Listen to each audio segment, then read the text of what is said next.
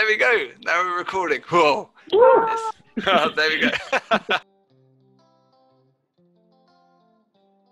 Hello everyone, and welcome to this video where myself, Joe, and a whole bunch of other electronic arts recruiters are getting together to talk a whole bunch of different things, from interview tips, how to stand out as a job applicant, and also just an inside look at what it means to be a recruiter at Electronic Arts.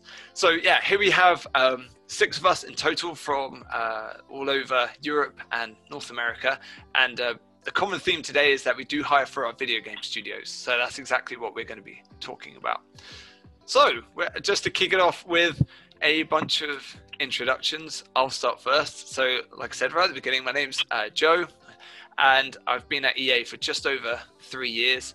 I'm based from our Guildford office in the UK, and the teams that I tend to work closest with include Criterion, who are currently building Need for Speed, some other technology areas too, like Frostbite and other technical crafts as well. And that's me in a nutshell. Who would like to go in first, or even second? I'll go. Introduction. My name is Josh Miller. I actually, right now at least, I'm working remotely out of Portland, Oregon. I'm having a blast working at EA now, working from home. I can imagine what it's like when I actually get to go to the office and meet the people, which is interesting to say because I actually support multiple offices, mostly West Coast. Respawn's a big one, working on Apex Legends, some new IPs, Star Wars.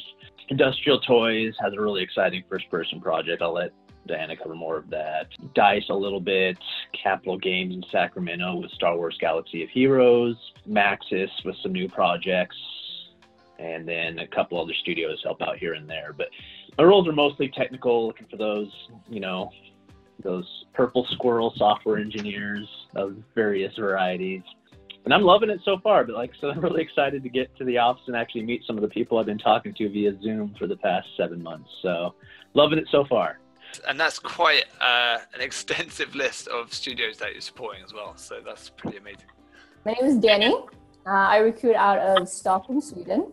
I recruit mostly for Frostbite, Sweden, and a lot of the roles I recruit for are engineering type roles. And for me, I've been with EA a little bit over a year. I will go next. Hi everybody, I'm Katie Bieber.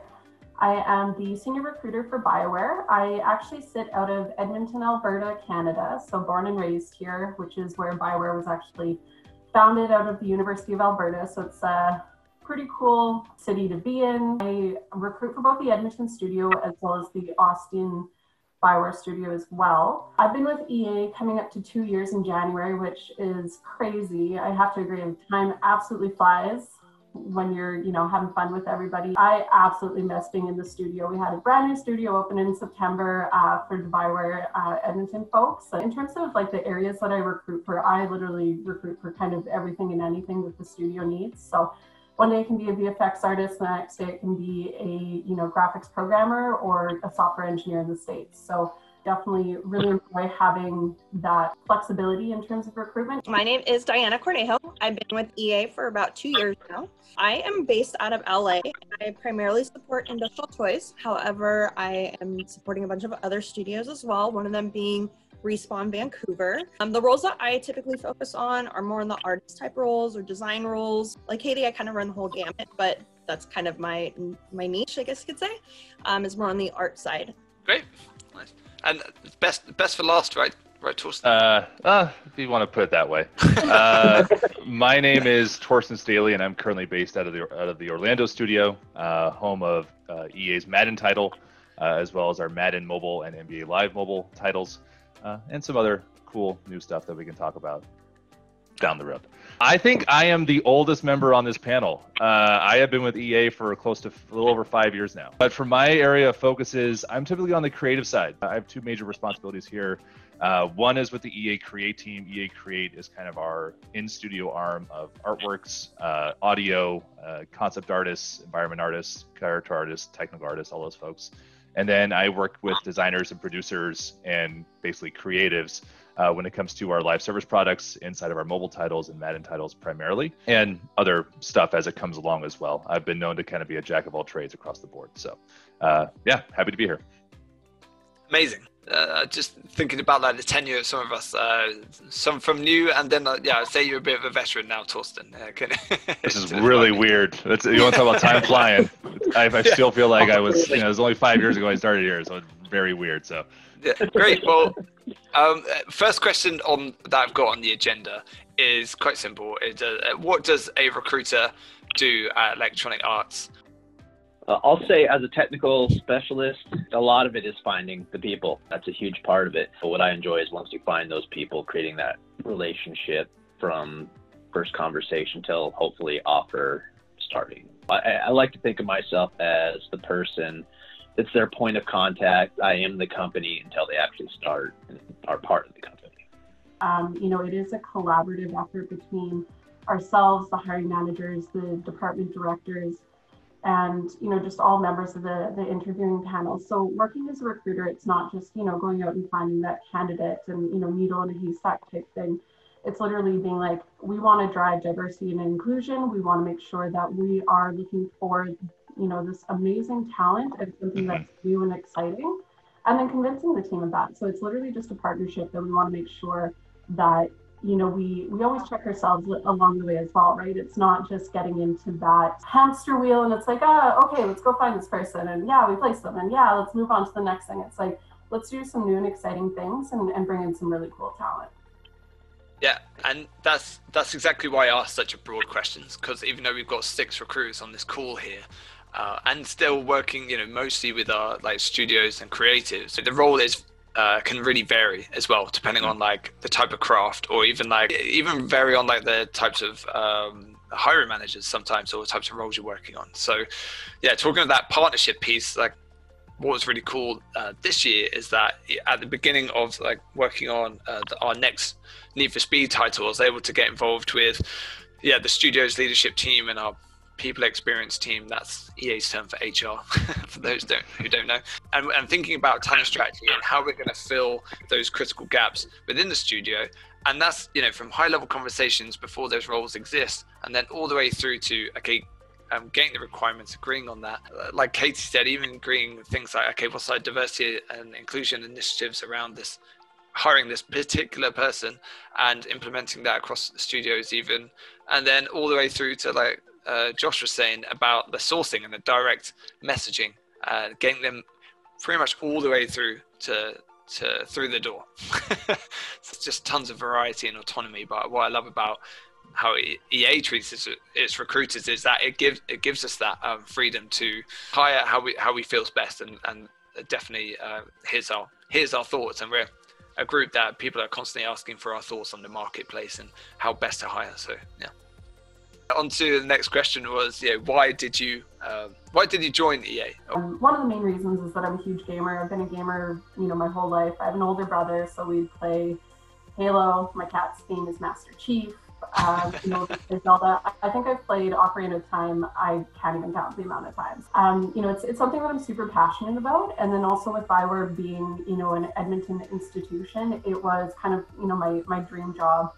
And the nice thing was that, they sought me out after me, applying. I don't even know how many times, probably 6+ times.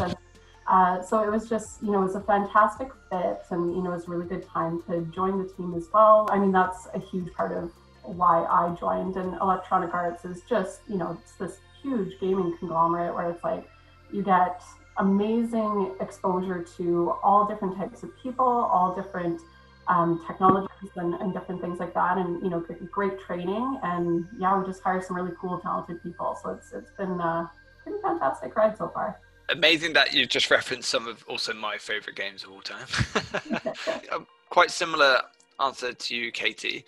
Playing a game since I could hold a controller. I think the first one was Sonic the Hedgehog and Sega Mega Drive. We called it in the UK. You guys called it the Genesis over in North America. And from then, it's just been a way that I've always connected with my family. When you have a real emotional connection to what you're working on, it makes life a lot better. Yeah, the UK's got an amazing games industry. And I was working in tech recruitment, and I was just thinking, I'm going to get into the games industry, and EA is right at the top of the list. Spent just over a year networking. It was about 13 months from my first message on LinkedIn with my current team Within studios, you're surrounded by people who are also passionate about games. In previous companies, I was like the gamer, or like there's a handful of us, you know, we'd have LAN parties and play games on our lunch breaks and that sort of thing. And then suddenly to be surrounded by hundreds of people like that is, it makes for a great work environment. So EA has always kind of been on my radar. I've been in entertainment in general, just like working with different production studios. And so EA was kind of like the next step for me. I had a chance to visit the campus. I had a chance to go to Redwood Shores. And so the campus just blew me away. And then just, I'm not even gonna lie, the perks too, is kind of what, so that's probably what I joined too. Jealous. I haven't seen it yet. I'll add in here maybe I'll take it from a perspective of, you know, what has kept me here, because I am, as we've well established, the longest termed person here so far. So there is something about the energy of working at EA that is just unmatched. As our games come out, you can develop a community here that you can go to, you can talk to.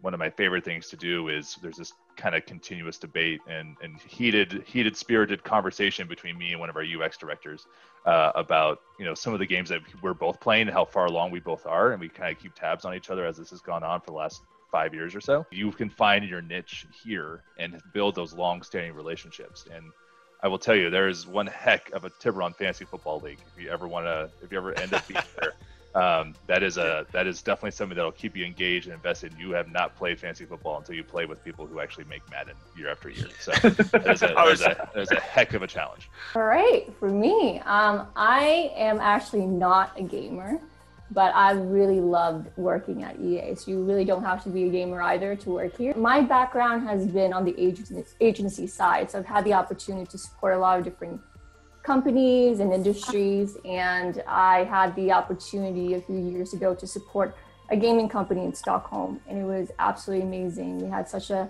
laid back background. It was just so passionate, so creative. And that was something I always wanted to experience. So when EA knocked on my door, I was like, why not? Let's do this. And I've never regretted the decision. It's been just so much fun. So totally love it. And I'm so glad that you voiced like the non-gamer opinion too, because the amount of people I speak to, I'm like, you do not need to be a gamer or at least be playing games to work at Electronic Arts at all. But it's just so easy to get excited about what we do. And like the franchises we work on, the products we make, ultimately we make over 400 million people happy. We provide games and enjoyment to the world, right? We have a phrase here that is said a lot, which is our work is play. Like ultimately what you're doing is building games. And that is really satisfying feeling, even if you, like some of us here, haven't been playing video games since you were 3 years old or whatever it is. It's an easy industry to get excited about, and it's for sure not a hard requirement to be a gamer by any means. Great, thanks for those answers. I was going to get on to my next point, which is much more, I guess, questions from candidates and about our interview process. So what would you say would be the best way for an application to stand out? Now, I appreciate we've got the lens of being studio recruiters in here, so feel free to offer like specific examples.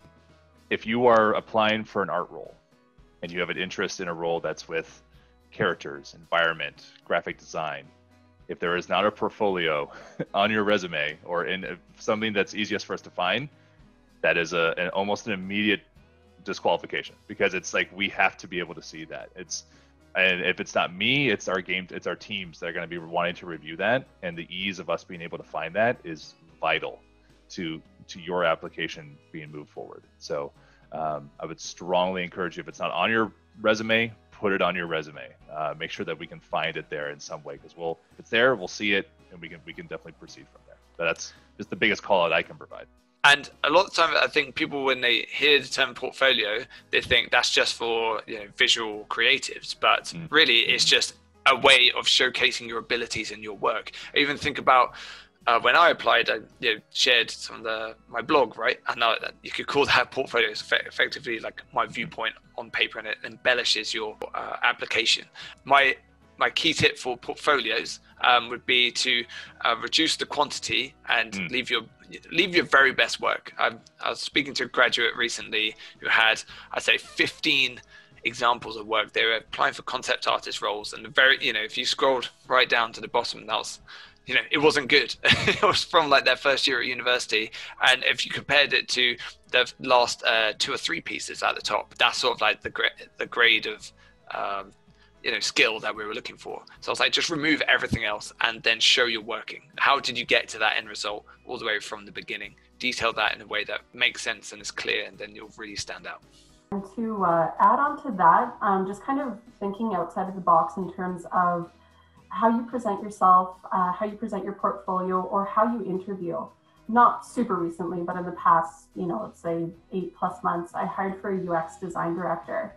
And she did a presentation where she shared it over Zoom, or might have been Skype at the time, and went through it and, talked myself as well as the hiring managers through her thought process. And that's so important for that role, but really any role in general.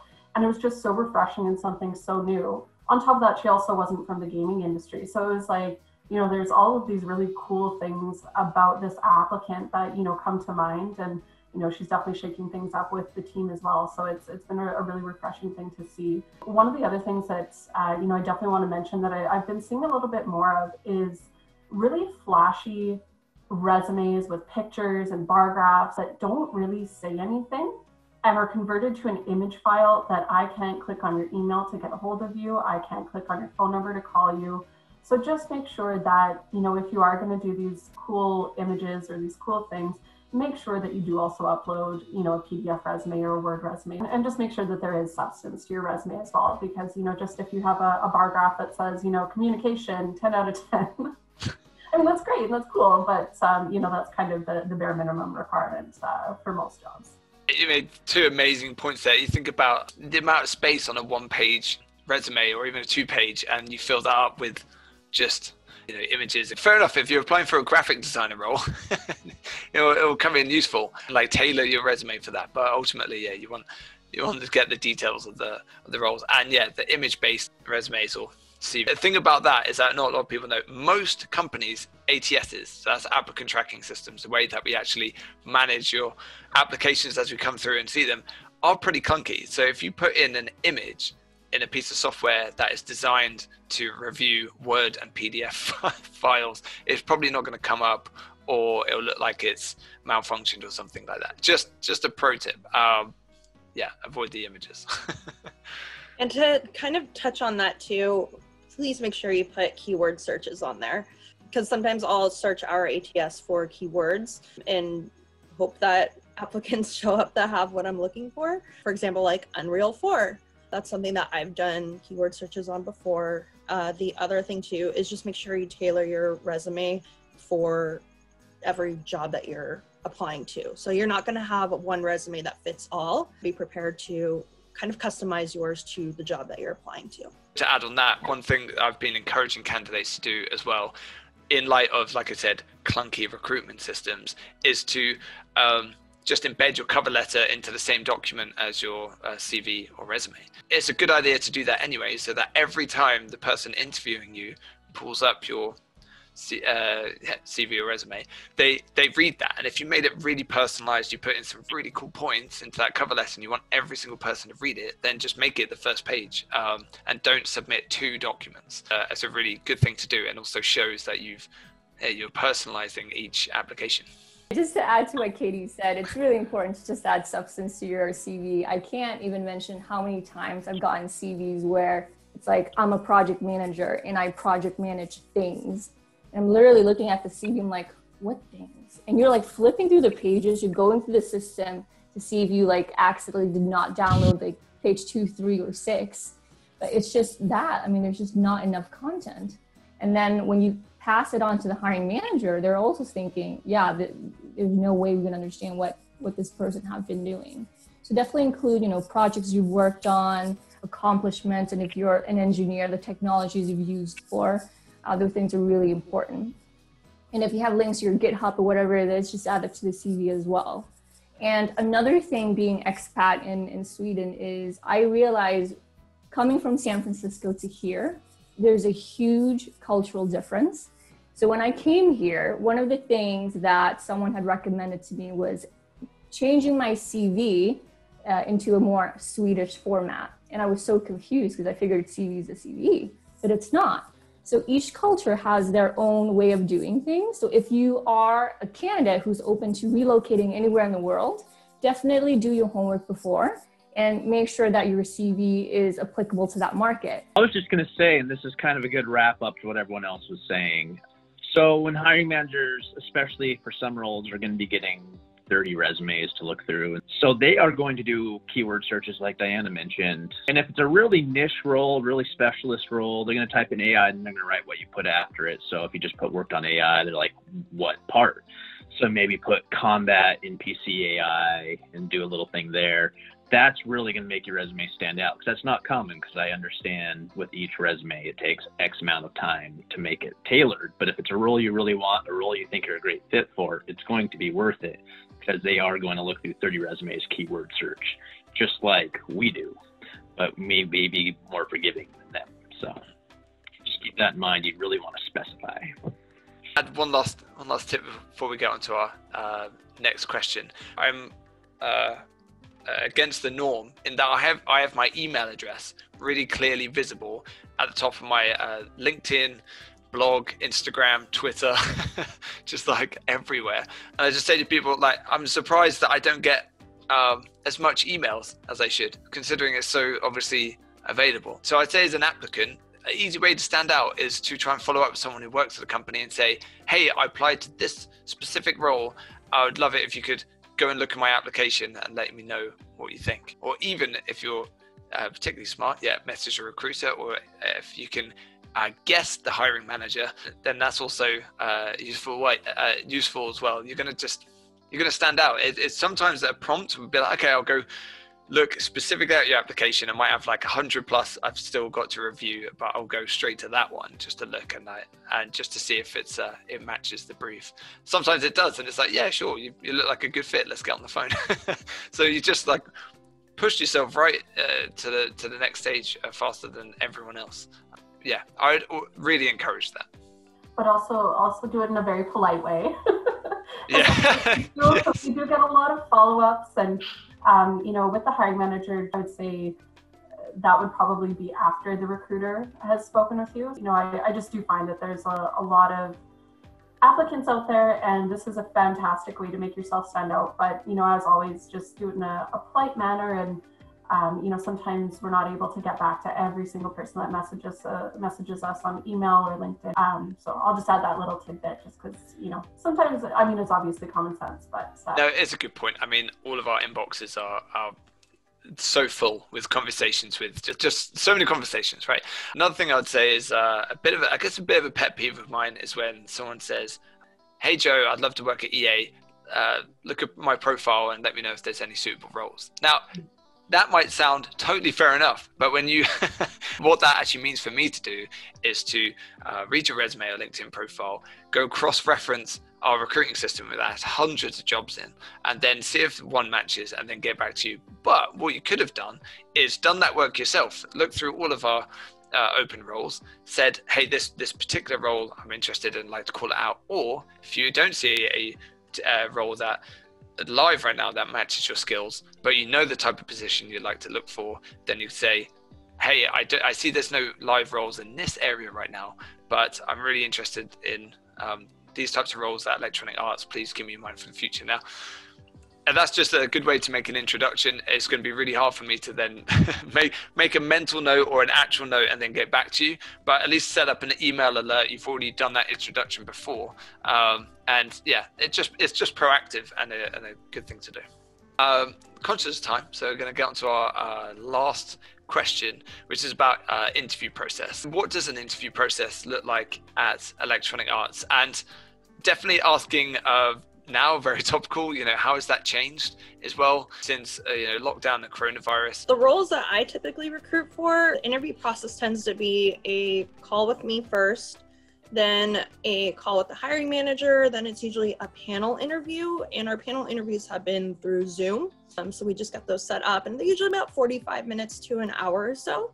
From there, that's it's pretty straightforward for us. If it's engineering, sometimes we'll work with another system as well to be able to share like the coding stuff, kind of like whiteboarding, I guess you could say. That's kind of been how my process is. One thing I would add is, again, based off the type of roles that we would do, there may be some sort of an evaluation that's sent out in the midst of all of that. I'm actually trying to hire a designer role right now for our Mad and Mobile team. Part of the process is after they speak with me, I'm actually going to be sending them an evaluation to kind of get an idea for what could have, if we asked them to do a promotion or an event of some sort in Mad and Mobile, what would that actually look like, from their own perspective, if we give them a very defined guideline that they have to work inside of. So that's something that we would send out to them, because it allows us to get an idea of what their designer chops already are. And then we can use that as part of our evaluation and points of conversation when we actually do speak with them in that panel interview for those people that we select to move on with. It's a little piece that allows us to get a better evaluation of how you would perform if you were doing this job ahead of time. And I'll piggyback off that too, because being technical, I like to call them coding challenges, but they're pretty common.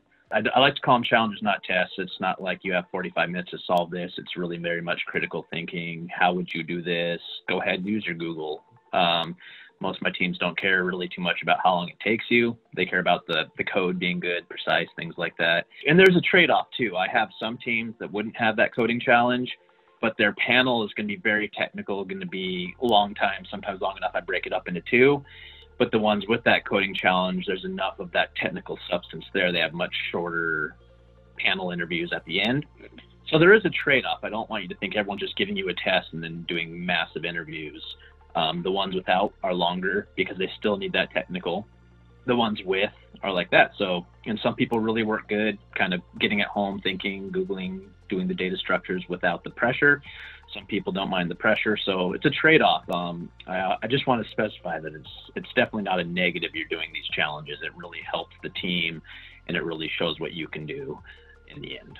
Well, even though I'm focused on software engineering roles, I'm hiring for an audio designer at the moment as well, like in Criterion. Still follows a very similar format to how we've been hiring software engineers and designers and artists, which is effectively an initial call with me, a call with the hiring manager, and sometimes it'll be a hiring manager and another team member.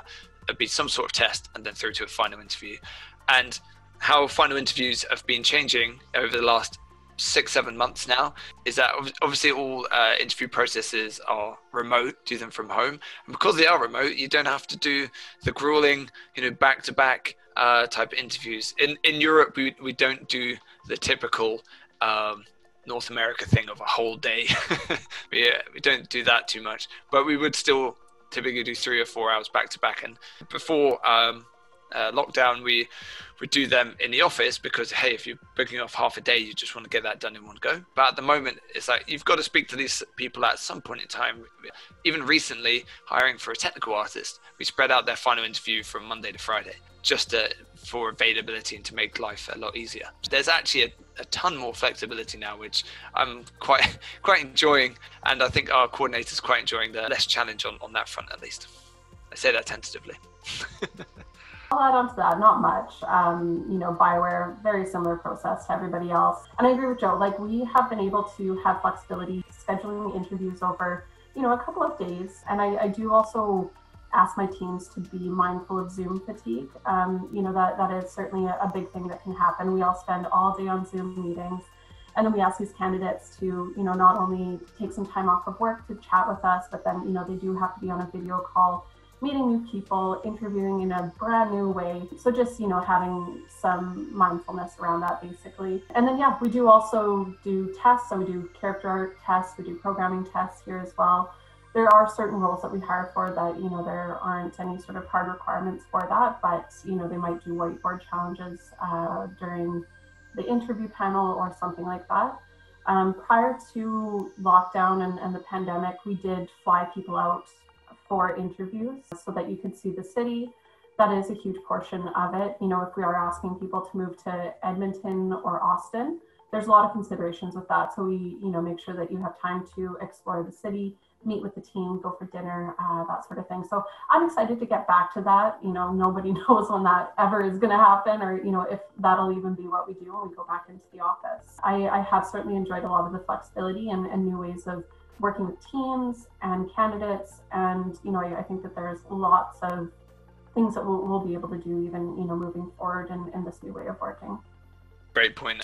You know, bringing people to EA Guildford, I always found it was such a good selling point. You know, the office is a reflection of the culture, and it's great to have like a physical and visual reflection of that. I'm definitely going to enjoy touring people around the office space again one day.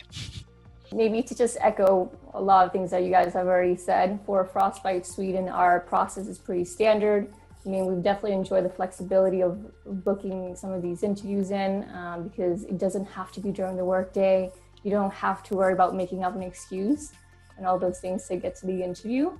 But our process is, you know, phone screen with the recruiter, then with the hiring manager, a technical assignment of sorts, and then technical interview, then a final. And the point of the technical assignment or challenge, however you want to phrase it, is just you have it from 7 to 10 days or however long, and you basically, you know, solve certain problems. And it's supposed to simulate how you would work if you were at Frostbite Sweden. And that's really what we were going for. And then the technical interview is just an opportunity for you to really discuss, you know, your thought process. Why did you do the things you did? Because it's not always black and white when it comes to answers. There's definitely different ways of approaching things, and we really want to hear you out. So that's really the process that we had at Frostbite Sweden and why we do the things we do. Awesome. One thing I would just add in real quick here, Joe, is I think you're noticing, if people are watching this video, we're all pretty relaxed. I've got 3 people in t-shirts, or 4 people in t-shirts. We've got 2 of us in just really, you know, nice little crew sweaters. So when I first interviewed at EA, I wore a suit. And when I walked in, I saw a guy in a tank top and shorts and sandals. And I was like, all right, so the message in the email that says "come as you are" is an actual thing. You do not need to wear a suit, gown, or whatever to an actual interview with us. Come as you are, respectfully, come as you are, because that's who we want to hire. We want the focus to be on the work and what we're asking of you and what we're interviewing for, and not does your tie match the shirt that you're wearing and does it clash with your shoes. Like that's not something that we're going to focus on so much here. We want to see who you are first and foremost. We're not a hedge fund. Yeah, that's such a good call out. And also 2 of us are wearing the same t-shirt today. So Danny and I are twinning. So one thing that I want to add on to it, to ease people's anxiety around the interview process. I know that interviews are beyond, you know, anxiety inducing. I totally get that. One of the major things that really drew me to BioWare and to EA in general when I was interviewing, you know, when I was in that seat, was the fact that it was just a conversation. Like, it wasn't rapid fire, we're trying to trick you into something, you know, wrong answers or whatever. It's literally just a conversation with really friendly people that are really passionate about what they do and trying to find the best person. One of the major things that, you know, I always tell my candidates as we kind of go along the process is do your homework, be prepared, and just be prepared for a conversation. I do make sure that everybody either, you know, watches kind of a Twitch stream or, you know, they do a bit of research on the game before they go into the interview so that they can speak to, you know, certain examples or something like that. But at the end of the day, it's just a conversation. You're supposed to be working with people that you like, that you enjoy working with. Just make sure that it is also, you know, something that you're interested in and, you know, passionate about as well. That's such a good call out, and that was definitely an experience of my interviews too. And yeah, whether you're doing a technical challenges or things like that, when the results of that get brought up following interviews, yeah, so relaxed conversation to get the best out of you. Amazing. Hey, we're about to hit time, so I just want to say thank you all of you for attending and sharing your thoughts today, especially as some of you are staying. It's probably now dark outside, and some of you it's about the start of your work day, so appreciate that. And if you are a candidate or someone interested in applying to electronic arts, all you have to do is go to ea.com/careers to just have an explore. We've got loads of great content on there to help you figure out what type of job as well you might be interested in. Thank you to all of you, and potentially see you in the next one. Bye. All right, bye.